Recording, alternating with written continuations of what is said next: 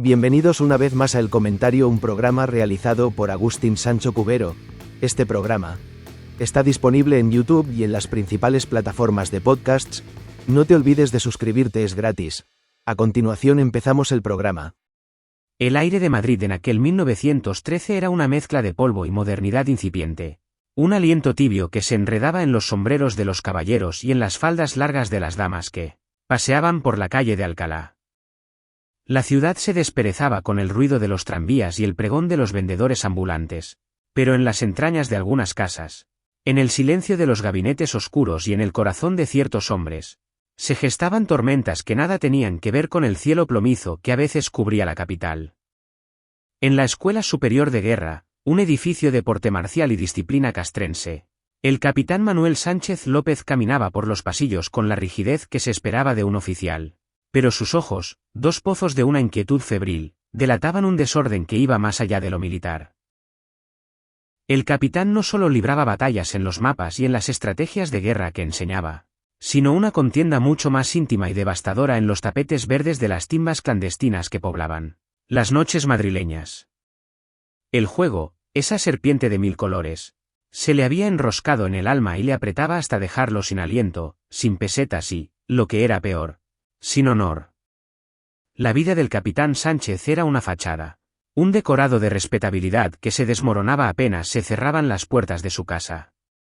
Allí, en la intimidad de su hogar, no había honor ni disciplina, solo la miseria que dejaban las deudas y la tensión de una relación malsana con su hija mayor, María Luisa. Ella era una joven de belleza marchita por la tristeza, de ojos grandes y oscuros que habían visto demasiado. Desde la muerte de su madre, se había convertido en la señora de la casa, en la administradora de la nada y en el objeto de una devoción enfermiza por parte de su padre. Él la celaba con un furor que trascendía el amor paternal, un afecto turbio y posesivo que mantenía a la muchacha prisionera en una jaula de oro falso y barrotes de miedo. Los otros hijos, más pequeños, eran meras sombras en esa casa, testigos mudos de la ruina económica y moral que los envolvía. El capitán, héroe de la guerra de Cuba, condecorado y respetado por sus superiores, era en realidad un hombre débil, un ludópata que había perdido el control de su vida y que arrastraba a su familia a un abismo sin fondo. Cada noche, la misma escena se repetía. El capitán salía con el uniforme impecable, la espalda recta y la mirada al frente, pero su destino no era un cuartel ni una reunión de oficiales, sino algún piso discreto en el centro de Madrid donde el humo de los puros se mezclaba con el olor a coñac y a desesperación. Allí, bajo la luz de una lámpara de gas, las cartas se deslizaban sobre el paño y la fortuna cambiaba de manos con una rapidez vertiginosa. Y casi siempre, la fortuna le daba la espalda al capitán Sánchez. Fue en uno de esos templos del azar, el Círculo de Bellas Artes, un lugar que pretendía ser un santuario de la cultura pero que en sus reservados albergaba las pasiones más mundanas, donde el destino del capitán y de su familia se cruzó con el de Rodrigo García Jalón. Este no era un desconocido para el capitán, pues ambos compartían la misma afición desmedida por el juego. García Jalón era un hombre de buena posición, un viudo adinerado que sabía moverse en los círculos correctos y que, a diferencia del capitán, parecía tener un pacto con la suerte. Era elegante, de conversación fácil y con esa confianza que da el dinero. Jalón no tardó en notar la presencia de María Luisa en la vida del capitán. La había visto alguna vez, acompañando a su padre en algún paseo, y su belleza melancólica lo había cautivado. Empezó a frecuentar la casa de los Sánchez con la excusa de tratar asuntos con el capitán, pero sus verdaderas intenciones eran claras. Le llevaba flores a María Luisa. Le hablaba con una dulzura que ella no conocía y le pintaba un mundo de lujos y de libertad que contrastaba brutalmente con la atmósfera asfixiante de su hogar. Para María Luisa, aquel hombre representaba una vía de escape, una promesa de vida lejos de la opresión de su padre y de la miseria que los ahogaba. Para el capitán Sánchez, sin embargo, la presencia de García Jalón era una amenaza en varios frentes. Primero, era un recordatorio constante de su propia decadencia, de su fracaso como jugador y como hombre. Segundo, y mucho más importante, era un rival por el afecto, o más bien por la posesión, de su hija. Los celos, un veneno que ya corría por sus venas, empezaron a hervir con una violencia inusitada. La situación económica del capitán llegó a un punto insostenible. Las deudas se acumulaban, los prestamistas se volvían más insistentes y el honor, esa palabra que tanto significaba en su mundo, se había convertido en un trapo sucio que ya no podía ni mostrar. Una tarde, después de una noche particularmente desastrosa en la timba, el capitán regresó a casa con el rostro desencajado. Se encerró en su despacho y allí, rodeado de libros militares y de recuerdos de una gloria pasada, rumiaba su desesperación. Fue entonces cuando la idea, como una semilla monstruosa, empezó a germinar en su mente. García Jalón tenía dinero, mucho dinero. Y García Jalón quería a su hija. La lógica retorcida del capitán empezó a trazar un plan. Si Jalón desaparecía, sus problemas podrían terminar. Podría robarle el dinero que siempre llevaba encima, y de paso, eliminar al hombre que amenazaba con arrebatarle a María Luisa. La idea era tan atroz que al principio la desechó, pero volvía una y otra vez, cada vez más nítida, más seductora en su simplicidad brutal. El capitán, el estratega militar, empezó a planificar el asesinato como si fuera una operación de guerra. El campo de batalla sería su propia casa, el arma un martillo de la caja de herramientas y el cebo, su propia hija. Llamó a María Luisa a su despacho. La joven entró con el temor reverencial que siempre le inspiraba a su padre. Él, con una voz extrañamente calmada, le expuso la situación. Le habló de la ruina inminente, de la deshonra que se cernía sobre ellos, y luego, sin rodeos, le reveló su plan. Le pidió que citara a García Jalón en su casa esa misma noche. Le dijo que le hiciera creer que estaba dispuesta a fugarse con él, que lo atrajera a la sala de estar con promesas de amor y de futuro. María Luisa lo escuchaba horrorizada. La idea de participar en un engaño tan cruel, que culminaría en un asesinato, la paralizó. Pero el capitán era un maestro de la manipulación. Apeló a su deber de hija, a la lealtad que le debía. Le recordó los sacrificios que había hecho por ella y la pintó como la única que podía salvar a la familia de la ignominia. Le habló con una mezcla de ternura y de amenaza, de súplica y de orden. Y María Luisa, atrapada en la telaraña de afecto y de terror que su padre había tejido a su alrededor durante años, cedió. No sabía si lo hacía por miedo, por amor filial o por una desesperada y equivocada esperanza de que aquel acto terrible pudiera, de alguna manera, liberarlos a todos. Con la mano temblorosa, escribió una nota para Rodrigo García Jalón, una invitación a la muerte disfrazada de promesa de amor.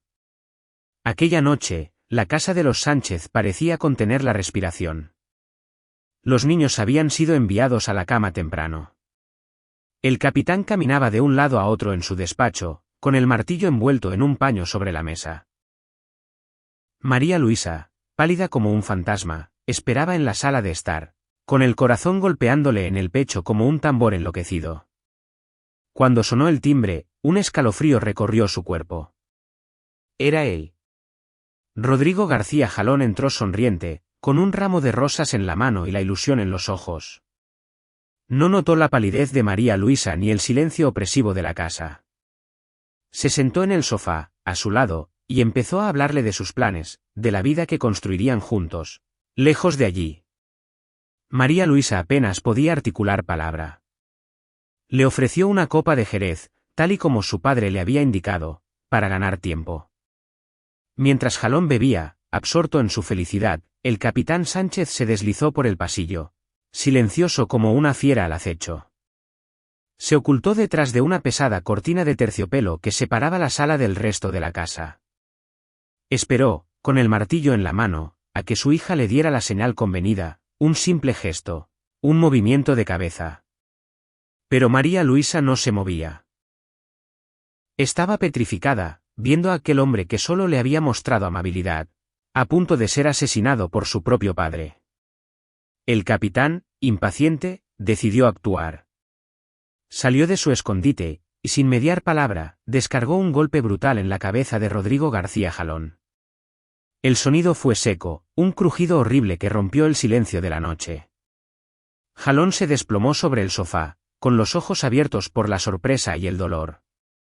Un segundo golpe, más certero, le quitó la vida. La sangre empezó a manchar el tapiz del sofá, un río oscuro que se extendía lentamente. María Luisa ahogó un grito. La escena era irreal, una pesadilla de la que no podía despertar. Su padre, el hombre que debía protegerla, se había convertido en un asesino a sangre fría delante de sus ojos. El capitán Sánchez, sin embargo, parecía extrañamente tranquilo, como si el acto de matar lo hubiera liberado de una tensión insoportable. Con una frialdad que helaba la sangre, registró los bolsillos del cadáver.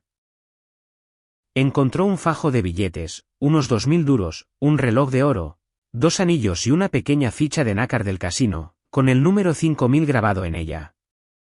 Era una fortuna, pero una fortuna manchada de sangre. El problema ahora era qué hacer con el cuerpo. Sacarlo de la casa era demasiado arriesgado. Enterrarlo en el pequeño jardín trasero, imposible. Fue entonces cuando al capitán se le ocurrió una solución aún más macabra. Desmembraría el cadáver. Arrastró el cuerpo de Jalón hasta el sótano, seguido por una María Luisa catatónica, incapaz de reaccionar. Allí, a la luz de un candil, comenzó la tarea horrenda. Con un hacha y un serrucho, descuartizó el cuerpo con una precisión metódica, como si estuviera despiezando un animal. Ordenó a su hija que le ayudara, que pusiera los restos en sacos, que limpiara la sangre. María Luisa obedecía como un autómata, con la mente en blanco, desconectada de la realidad para no volverse loca. El olor a muerte y a carnicería impregnaba la casa. El capitán, en un intento grotesco de disimular el hedor, quemó algunas partes en la estufa de la cocina y ordenó a su hija que friera aceite para que el olor a fritanga se impusiera al de la carne quemada. Durante horas, padre e hija trabajaron en el sótano, despojando a Rodrigo García Jalón de su humanidad, reduciéndolo a un conjunto de piezas anónimas que pudieran ser escondidas. El capitán decidió emparedar los restos en un hueco de la pared del sótano y ocultar otros trozos en las carboneras de la escuela de guerra, donde nadie sospecharía. La cabeza fue lo más difícil. Finalmente, la envolvió en trapos y la escondió en un baúl. La casa de los Sánchez, que ya era una prisión para el alma, se había convertido también en una tumba. Los días siguientes fueron una tortura de silencio y de miedo. Padre e hija actuaban con una normalidad forzada, pero el secreto que compartían pesaba sobre ellos como una losa. El capitán, sin embargo, no pudo resistir la tentación de usar el dinero robado. Volvió a las timbas, pagó algunas deudas, se dio algunos lujos. Incluso empeñó el reloj y los anillos de Jalón, un error fatal que demostraría su estupidez y su arrogancia. Pero el error más grande, el que finalmente los delataría, vino de la mano de la ficha del casino. El capitán, desconocedor de que esas fichas de alto valor eran nominales y estaban registradas a nombre del jugador, le dio la ficha a María Luisa y le ordenó que fuera al Círculo de Bellas Artes a cambiarla por dinero. Creía que al ser ella una mujer, no levantaría sospechas. María Luisa, obediente una vez más, fue al casino. Con el corazón en un puño, se acercó al cajero y le entregó la ficha. El empleado la miró con extrañeza. Reconoció la ficha, sabía que pertenecía a don Rodrigo García Jalón, un cliente habitual que llevaba varios días sin aparecer. Le hizo unas preguntas a la joven, que respondió con evasivas y nerviosismo. El cajero, con la mosca detrás de la oreja, le dijo que esperara un momento y fue a avisar al gerente. María Luisa, al ver que tardaba, sintió pánico y huyó del lugar, dejando la ficha y el dinero sin cobrar. La desaparición de Rodrigo García Jalón ya había sido denunciada por su familia. La policía estaba investigando, pero no tenía ninguna pista sólida. La aparición de la ficha en el casino fue la pieza que faltaba en el rompecabezas. El gerente del círculo informó a la policía de lo sucedido y les dio una descripción de la joven que había intentado cambiar la ficha. Los investigadores no tardaron en atar cabos. Sabían de la relación de Jalón con el capitán Sánchez y su hija. La descripción coincidía con la de María Luisa. La policía empezó a vigilar la casa de los Sánchez. Notaron que el capitán había empezado a gastar dinero que no tenía, que había saldado deudas que lo ahogaban. Interrogaron a los joyeros que habían comprado el reloj y los anillos de Jalón y confirmaron que había sido él. capitán quien los había empeñado. Las pruebas se acumulaban en su contra. Finalmente, con una orden de registro, la policía se presentó en la casa de la calle de los Mártires de Alcalá. El registro fue minucioso. Al principio no encontraron nada. La casa estaba limpia, ordenada. Pero uno de los policías notó un olor extraño que provenía del sótano. Bajaron y empezaron a inspeccionar las paredes. Un trozo de muro que parecía haber sido reparado recientemente les llamó la atención. Lo picaron y detrás de los ladrillos y el yeso fresco, encontraron el horror. Los restos de un cuerpo humano, desmembrado y en estado de descomposición. El capitán Sánchez, al verse descubierto, intentó mantener la compostura militar, pero su rostro se derrumbó. María Luisa rompió a llorar de forma desconsolada. Padre e hija fueron detenidos inmediatamente. La noticia del crimen conmocionó a la sociedad madrileña.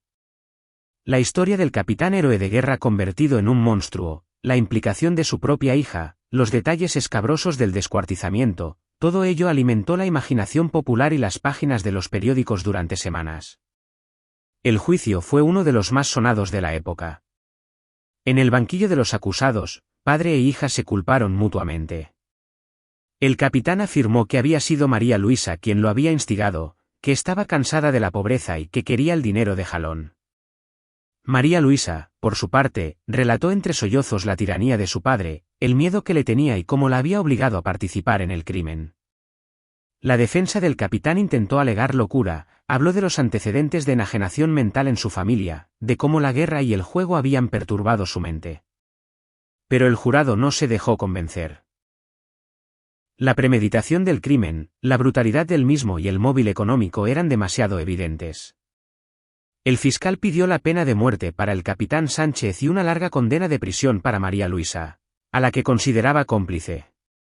La sala del tribunal estaba abarrotada el día de la sentencia. El silencio era absoluto cuando el presidente del tribunal leyó el veredicto. Culpables. El capitán Manuel Sánchez López fue condenado a la pena capital, al garrote vil. María Luisa fue condenada a 20 años de reclusión. La sentencia fue recibida con una mezcla de alivio y de tristeza por la opinión pública. El capitán Sánchez esperó su fin en la cárcel, escribiendo cartas en las que seguía culpando a su hija y lamentando su mala suerte. Nunca mostró un verdadero arrepentimiento por el asesinato, solo por haber sido descubierto. Una mañana gris, fue conducido al patíbulo y la sentencia se cumplió. Su muerte puso fin a una historia de honor perdido, de pasiones descontroladas y de una ambición que lo había llevado a cometer el más atroz de los crímenes. María Luisa cumplió su condena en la cárcel de mujeres, pagando por su debilidad y por la obediencia ciega a un padre que la había arrastrado al infierno. El crimen del capitán Sánchez, nacido en el humo de una timba y culminado en la sangre de un sótano, quedó grabado en la crónica negra de Madrid como un recordatorio sombrío de que la maldad puede anidar bajo el uniforme más respetable y que la adicción al juego, cuando se une a los demonios del alma, puede construir un camino directo a la perdición. La casa de la calle de los Mártires de Alcalá guardó durante mucho tiempo el eco de aquella tragedia, el recuerdo de un hombre que lo perdió todo en una partida que no se jugaba con cartas, sino con vidas humanas. Hasta aquí esta edición del programa del comentario, un programa realizado por Agustín Sancho Cubero. Este programa está disponible en YouTube y en las principales plataformas de podcasts. Hasta la próxima edición del programa. Muchas gracias. Dirección y realización Agustín Sancho Cubero.